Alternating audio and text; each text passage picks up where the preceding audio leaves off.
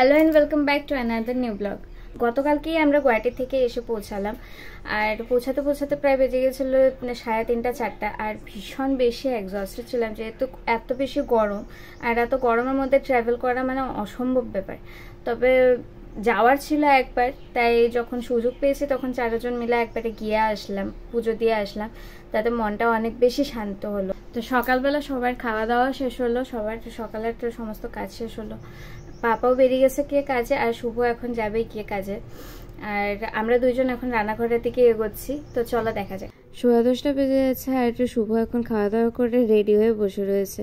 অল্প সময় পরে বেরিয়ে যাবে সে কাজে, আর আমরাও রান্নাঘরে এগিয়ে যাচ্ছি।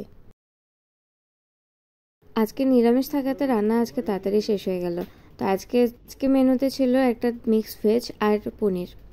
আমিও মাত্র স্নান সেরে আসলাম, খাওয়া দাওয়া সেরে। শুভ এসে গেছিলো দুপুরবেলাতেই, তখন আমি শুভর সঙ্গে ভাত খেয়ে নিয়েছিলাম। তো এতই গরম পড়েছে যে এখন দুবেলা স্নান না করলে রাত্রেবেলা একদম ঘুম আসে না। আর আমার আরেকটা প্রবলেম হচ্ছে যে আমি যখনই গরম পড়ে তখনই গলায় কানে সব কিছু খুলে রেখে দিই। একটা তো গরমের মধ্যে এরকমভাবে জার্নি করা হয়েছে, আর কানের গলা টলা সব কিছু পরে রাখলে গলা আর কানের মধ্যে এমনভাবে র্যাশ পড়ে যে পরে আর কোনোখানে বেরোনোর উপায় থাকে না। এখন অল্প সময় আমরা রেস্ট করব সবাই মিলে, তারপরে আবার আমি যাবো কি সন্ধ্যা দিতে। চোখ একটুখানি লেগেই গেছিলো, তারপরেই দেখে এত অঝরে বৃষ্টি একটা নামলো। আমার মনের ভিতরে একটু কুড় আছে যে শুভকে আজকে রেনকোটটা দিয়ে যে কীভাবে ঘরে আসবে আমি খালি চিন্তা করে বুঝে পাচ্ছি না।